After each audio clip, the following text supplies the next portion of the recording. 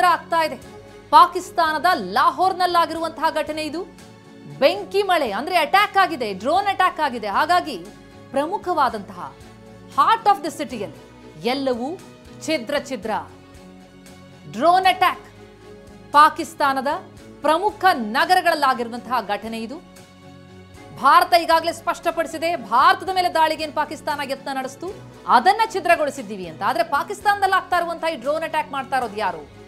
ಆ ಬಗ್ಗೆ ಪಾಕಿಸ್ತಾನ ಅಲ್ಲಿ ಪರಾಮರ್ಶಿಸಬೇಕಾಗಿದೆ, ಸುಮ್ಮನೆ ಆರೋಪ ಮಾಡ್ತಾ ಕೂರೋದಲ್ಲ.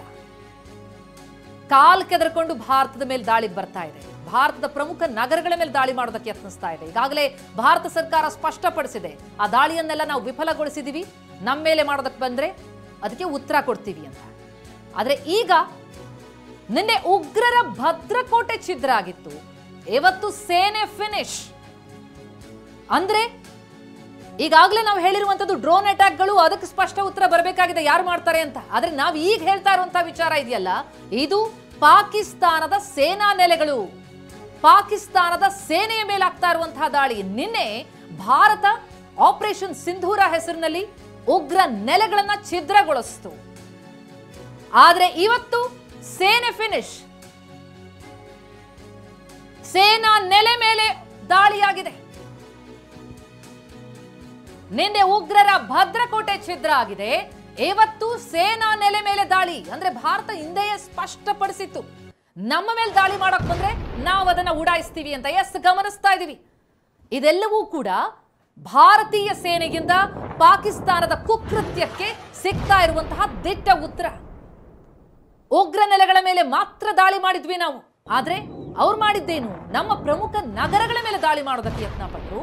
ಜೊತೆಗೆ ಗಡಿ ಭಾಗದಲ್ಲಿ ಮುಗ್ಧ ಜನರ ಮೇಲೆ ಅಟ್ಯಾಕ್ ಮಾಡಿ ಆರ್ಟಿಲರಿಗಳಿಂದ ಅವರನ್ನ ಹತ್ಯೆ ಮಾಡಲಾಯಿತು. ಹಾಗಾಗಿ ಅದಕ್ಕೆ ದಿಟ್ಟ ಉತ್ತರವನ್ನ ಕೊಡ್ತಾ ಇದೆ ಭಾರತ. ಇದು ಆಪರೇಷನ್ ಸೇನಾ ನೆಲೆ 2.0.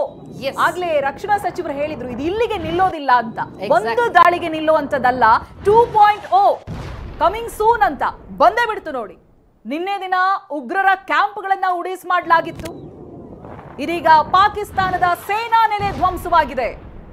ಕಾರಣ ಮತ್ತೆ ಮತ್ತೆ ಭಾರತದ ನಾಗರಿಕರ ಮೇಲೆ ಆಗ್ತಾ ಇರುವಂತಹ ದಾಳಿ, ಅದು ಪೂಂಚ್ ಭಾಗದಲ್ಲಿ, ಗಡಿ ಭಾಗಗಳಲ್ಲಿ, ಈ ಅಮೃತಸರದ ಪ್ರದೇಶದಲ್ಲಿ ಆಗ್ತಾ ಇದ್ದಂತ ದಾಳಿಯನ್ನ ತಡೆದಿರೋದಕ್ಕೆ ದೊಡ್ಡ ಅನಾಹುತ ತಪ್ಪಿದೆ. ಇಲ್ಲ ಅಂತ ಹೇಳಿದ್ರೆ ಅಲ್ಲೂ ಕೂಡ ಸಾವು ನೋವು ಆಗ್ತಾ ಇತ್ತು. ಇಂಥದೊಂದು ಪ್ರಯತ್ನ, ಇಂಥದೊಂದು ಯೋಚನೆ ಪಾಕಿಸ್ತಾನ ಮಾಡಿರೋದ್ರಿಂದಲೇ ಈಗ ಪಾಕಿಸ್ತಾನದ ಸೇನಾ ನೆಲೆಯನ್ನ ಭಾರತ ಧ್ವಂಸಗೊಳಿಸಿದೆ. ಏಟಿನ ಮೇಲೆ ಏಟು. And Pakistan deserve this. ಹೇಗೆ ಈ ಹಿಂದೆ ಉಗ್ರ ಚಟುವಟಿಕೆಗಳಾದಾಗ ಇಂಡಿಯಾ ಡಿಸರ್ವ್ ದಿಸ್ ಅಂತ ಇಮೇಲ್ ಕಾನ್ವರ್ಸೇಷನ್ಗಳಾಗ್ತಾ ಇತ್ತು, ಈಗ ಇಟ್ ಇಸ್ ಆರ್ ಟರ್ನ್. ನಾವು ಹೇಳ್ಬೋದು ಪಾಕಿಸ್ತಾನ ಡಿಸರ್ವ್ ದಿಸ್ ಅಂತ. ನಾಗರಿಕರ ಮೇಲೆ ದಾಳಿಗಳಾಗಿದೆ. ಆಮೇಲೆ ನಿನ್ನೆದೊಂದು ದೃಶ್ಯ ನೋಡಿದ್ರಂತೂ ಹೊಟ್ಟೆ ಉರಿಯುತ್ತೆ. ಕೂತಿರುವಂತ ದನದ ಬೆನ್ನಿ ಹೊಡೆದಿದ್ದಾರೆ, ಅದು ಅಲ್ಲೇ ಸತ್ತು ಹೋಗಿದೆ. ಮೂಕ ಪ್ರಾಣಿಗಳ ಮೇಲೆ ದಾಳಿ ಆಗುತ್ತೆ, ಜನನಿಬಿಡ ಪ್ರದೇಶಗಳು, ಮನೆಗಳ ಮೇಲೆ ದಾಳಿ ಆಗುತ್ತೆ ಅಂತ ಹೇಳಿದ್ರೆ ಅದಕ್ಕೆ ಕೌಂಟರ್ ಅನ್ನ ಕೊಡ್ಲೇಬೇಕಾಗುತ್ತೆ. ಈ ಕೆಲಸವನ್ನ ಭಾರತ ಇವತ್ತು ಮಾಡಿದೆ. ನಿನ್ನೆ ದಿನ ಉಗ್ರ ಸಂಹಾರ ಆಯಿತು, ಇವತ್ತು ಸೇನಾ ನೆಲೆಯನ್ನ ಧ್ವಂಸಗೊಳಿಸಿದೆ ಭಾರತ. ಅದಕ್ಕೆ ಸಂಬಂಧಪಟ್ಟಂತ ಎಕ್ಸ್ಕ್ಲೂಸಿವ್ ದೃಶ್ಯ ನೀವು TV9 ಸ್ಕ್ರೀನ್ ನಲ್ಲಿ ಗಮನಿಸ್ತಾ ಇದ್ದೀರಿ. ಎಸ್, ಇದು ಕೊಡ್ತಾ ಇರುವಂತಹ ಉತ್ತರ ಅಂತಂದ್ರೆ ಪಾಕಿಸ್ತಾನಕ್ಕೆ ಈ ಹಿಂದೆಯೇ ಭಾರತ ಸ್ಪಷ್ಟಪಡಿಸಿತ್ತು, ನೀವೇನಾದ್ರೂ ನಮ್ಮ ಮೇಲೆ ದಾಳಿ ಮಾಡೋದಕ್ಕೆ ಪ್ರಯತ್ನ ಪಟ್ರೆ ಅದಕ್ಕೆ ತಕ್ಕನಾದಂತಹ ದಿಟ್ಟ ಪ್ರತ್ಯುತ್ತರವನ್ನ ಕೊಟ್ಟೆ ಕೊಡ್ತೀವಿ ಅಂತ. ಆ ಉತ್ತರ, ಈ ದೃಶ್ಯಗಳು ಅದಕ್ಕೆ ಸಾಕ್ಷಿಯಾಗಿ ನಿಲ್ತಾ ಇದೆ. ಪಾಕಿಸ್ತಾನದ ಸೇನಾ ನೆಲೆ ಧ್ವಂಸ ಆಗಿದೆ. S-400 ಏರ್ ಡಿಫೆನ್ಸ್ ಸಿಸ್ಟಮ್ ಮೂಲಕ ಈಗಾಗಲೇ ಪಾಕಿಸ್ತಾನದ ಕ್ಷಿಪಣಿಗಳನ್ನ ಧ್ವಂಸ ಮಾಡಿದ್ದಾಯ್ತು, ಅಲ್ಲಿನ ಏರ್ ಡಿಫೆನ್ಸ್ ಸಿಸ್ಟಮ್ ಅನ್ನ ನ್ಯೂಟ್ರಲೈಸ್ ಮಾಡಿದ್ದಾಯ್ತು. ಸೇನಾ ನೆಲೆಗಳನ್ನ ಈಗ ಧ್ವಂಸ ಮಾಡಲಾಗಿದೆ. ಯಾಕಂದ್ರೆ ನಮ್ಮ ದೇಶದ 15 ನಗರಗಳ ಮೇಲೆ ದಾಳಿ ಮಾಡುವಂತಹ ದುಸ್ಸಾಹಸಕ್ಕೆ ಪಾಕಿಸ್ತಾನ ಮುಂದಾಯಿತು. ನೆನೆ ರಾತ್ರಿ ನಡೆದಂತಹ ಘಟನೆ ಇದು. ನಮ್ಮ ದೇಶದ 15 ಪ್ರಮುಖ ನಗರಗಳಲ್ಲಿ ಸಾವು ನೋವು ಸಂಭವಿಸ್ತಾ ಇತ್ತು ಒಂದೊಮ್ಮೆ ಸೇನೆ ಪ್ರತ್ಯುತ್ತರ ಕೊಡ್ಲಿಲ್ಲ ಅಂತಂದ್ರೆ. ಹಾಗಾಗಿ ಕ್ಷಿಪಣಿ ದಾಳಿಯನ್ನ ಆಗಲೇ ಅಲ್ಲೇ ತಡೆಯಲಾಯಿತು. ಅದರ ಜೊತೆಗೆ ನೀವು ನಮ್ಮ ಮೇಲೆ ದಾಳಿ ಮಾಡ್ತೀರಾ ಅಂತಂದ್ರೆ ನಮ್ಮ ಸೇನೆ ಎಷ್ಟು ಸಶಸ್ತ್ರವಾಗಿದೆ ಅನ್ನೋದಕ್ಕೆ ಈ ದೃಶ್ಯಗಳು ಸಾಕ್ಷಿ. ಅವರ ಸೇನಾ ನೆಲೆಯನ್ನ ಧ್ವಂಸ ಮಾಡಲಾಗಿದೆ. ಈ ಬಗ್ಗೆ ಇನ್ನಷ್ಟು ಮಾಹಿತಿಯನ್ನ ಪಡಿತಾ ಹೋಗೋಣ. ನಮ್ಮ ಪ್ರತಿನಿಧಿ ಹರೀಶ್ ಸಂಪರ್ಕದಲ್ಲಿದ್ದಾರೆ. ಹರೀಶ್, ಒಂದಾದ ಮೇಲೊಂದು ಸ್ಫೋಟಕ ಮಾಹಿತಿಗಳು ಬಹಿರಂಗವಾಗ್ತಾ ಇದೆ. ಈಗಾಗಲೇ ನಮಗೆ ಗೊತ್ತಾಗಿದ್ದೇನು ಅಂತಂದ್ರೆ ನಮ್ಮ ಮೇಲಾದಂತಹ ದಾಳಿಯನ್ನ ನಮ್ಮ ಸೇನೆ ತಡೀತು ಅಂತ. ಆದ್ರೆ ಮತ್ತೊಂದು ಈಗ ಪ್ರಮುಖ ವಿಚಾರ ಅಂತಂದ್ರೆ ಅವರ ಸೇನಾ ನೆಲೆಗಳನ್ನ ಕೂಡ ಧ್ವಂಸ ಮಾಡಿ ದಿಟ್ಟ ಉತ್ತರ ಕೊಡ್ತಾ ಇದೆಯಾ ಭಾರತ?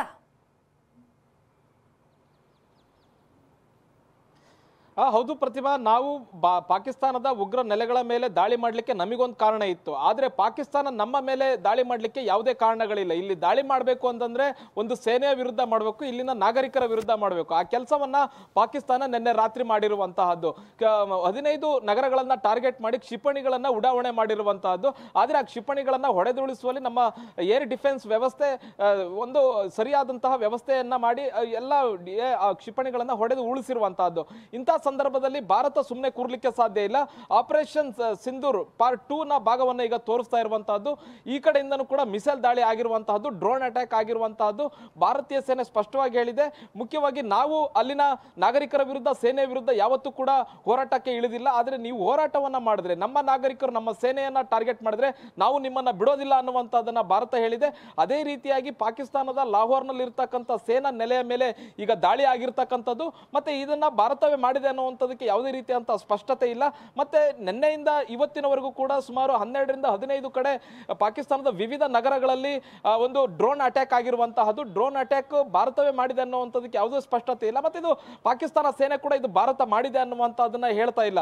ಆದ್ರೆ ಪಾಕಿಸ್ತಾನದ ವಿವಿಧ ನಗರಗಳಲ್ಲಿ ಈ ರೀತಿಯಂತ ಡ್ರೋನ್ ಅಟ್ಯಾಕ್ ಆಗಿದೆ. ಅದು ಕೂಡ ಪ್ರಮುಖ ಕಟ್ಟಡಗಳಾಗಿರ್ಬಹುದು, ಜನವಸತಿ ಪ್ರದೇಶಗಳ ಮೇಲೆ ಈ ರೀತಿಯಂತ ದಾಳಿ ಆಗಿರ್ತಕ್ಕಂಥದ್ದು. ಇಲ್ಲಿ ಡ್ರೋನ್ ಅಟ್ಯಾಕ್ ಅನ್ನ ತಡೆಯುವಲ್ಲೂ ಕೂಡ ಅಲ್ಲಿನ ಡ್ರೋನ್ ಸಿಸ್ಟಮ್ ಏನು ರಕ್ಷಣಾ ವ್ಯವಸ್ಥೆ ಸಿಸ್ಟಮ್ ಏನಿದೆ, ಏರ್ ಡಿಫೆನ್ಸ್ ಸಿಸ್ಟಮ್ ಏನಿದೆ, ಅದು ವಿಫಲ ಆಗಿರ್ತಕ್ಕಂಥದ್ದು. HQ-9 ಸಂಪೂರ್ಣವಾಗಿ ವಿಫಲ ಆಗಿದೆ. ಮುಖ್ಯವಾಗಿ ಭಾರತದ ಜನವಸತಿ ನಗರಗಳ ಎಲ್ಲಿ ಜನವಸತಿ ಇರುತ್ತೆ, ಎಲ್ಲಿ ಹೆಚ್ಚು ಜನ ವಾಸಿಸ್ತಾರೆ, ಆ ನಗರಗಳನ್ನೇ ಗುರಿಯಾಗಿಸಿಕೊಂಡು ದಾಳಿ ಮಾಡೋದಕ್ಕೆ ಪಾಕಿಸ್ತಾನ ಪ್ರಯತ್ನವನ್ನ ಮಾಡಿತ್ತು ನಿನ್ನೆ ರಾತ್ರಿ. ಮುಖ್ಯವಾಗಿ ಗುಜರಾತ್ನ ಭೂಜಿಂದ ಹಿಡಿದು ಈ ಕಡೆ ಜಮ್ಮು ಕಾಶ್ಮೀರದ ಅವಂತಿಪುರದವರೆಗೂ ಕೂಡ ದಾಳಿಯನ್ನ ಮಾಡಲಿಕ್ಕೆ ಪಾಕ್ ಪ್ಲಾನ್ ಅನ್ನ ಮಾಡಿತ್ತು. ಪಾಕ್ ಸೈನಿಕರು ಮಿಸೈಲ್ ದಾಳಿಯನ್ನು ಕೂಡ ಮಾಡಿದ್ರು. ಏನು ಗುಜರಾತ್ ಮತ್ತೆ ರಾಜಸ್ಥಾನ, ಪಂಜಾಬ್, ಜಮ್ಮು ಮತ್ತು ಕಾಶ್ಮೀರ ಈ ಒಂದು ರಾಜ್ಯಗಳ ಪ್ರಮುಖ 15 ನಗರಗಳನ್ನ ಗುರಿಯಾಗಿಸಿಕೊಂಡಿದ್ದು. ಮತ್ತೆ ಅಮೃತ್ಸರದ ಮೇಲೂ ಕೂಡ ದಾಳಿ ಮಾಡಬೇಕು ಅನ್ನುವಂಥದ್ದನ್ನ ಪ್ಲಾನ್ ಮಾಡಿದ್ರು. ಅಮೃತ್ಸರ, ಗುರುದಾಸ್ಪುರ ಈ ನಗರಗಳ ಮೇಲೂ ಕೂಡ ದಾಳಿ ಮಾಡಬೇಕು ಅನ್ನುವಂಥ ಪ್ಲಾನ್ ಅನ್ನ ಮಾಡಿದ್ರು. ಕ್ಷಿಪಣಿಗಳನ್ನು ಕೂಡ ಹಾರಿಸಿದ್ರು. ಆದ್ರೆ ಭಾರತದ ರಕ್ಷಣಾ ವ್ಯವಸ್ಥೆ ಅದನ್ನ ಸಂಪೂರ್ಣವಾಗಿ ವಿಫಲಗೊಳಿಸಿರ್ತಕ್ಕಂಥದ್ದು. ಪಾಕಿಸ್ತಾನದಿಂದ ಹಾರಿದಂತ ಕ್ಷಿಪಣಿಗಳನ್ನ ಅಲ್ಲೇ ಹೊಡೆದುಳಿಸುವಂತ ಕೆಲಸ ಆಗಿದೆ. ಮುಖ್ಯವಾಗಿ ಭಾರತ ಕೂಡ ಎಚ್ಚರಿಕೆಯನ್ನು ಕೊಟ್ಟಿದೆ. ನಮ್ಮ ನಾಗರಿಕರು ನಮ್ಮ ಸೈನ್ಯದ ಮೇಲೆ ದಾಳಿ ಮಾಡಿದ್ರೆ ನಾವು ನಿಮ್ಮ ಸೈನ್ಯದ ಮೇಲೆ ದಾಳಿ ಮಾಡ್ತೀವಿ, ಅದಕ್ಕೆ ತಕ್ಕ ಪ್ರತ್ಯುತ್ತರವನ್ನ ಕೊಡ್ತೀವಿ ಅನ್ನುವಂಥದ್ದನ್ನ ಭಾರತೀಯ ಸೇನೆ ಕೂಡ ಈಗ ಸ್ಪಷ್ಟಪಡಿಸಿರುವಂತಹದ್ದು. ಪ್ರತಿಮಾ, ಎಸ್ ಹರೀಶ್, ಹಾಗೆ ಸಂಪರ್ಕದಲ್ಲಿರಿ, ಇನ್ನಷ್ಟು ಅಪ್ಡೇಟ್ಸ್ ಪಡಿತಾ ಹೋಗ್ತೀನಿ.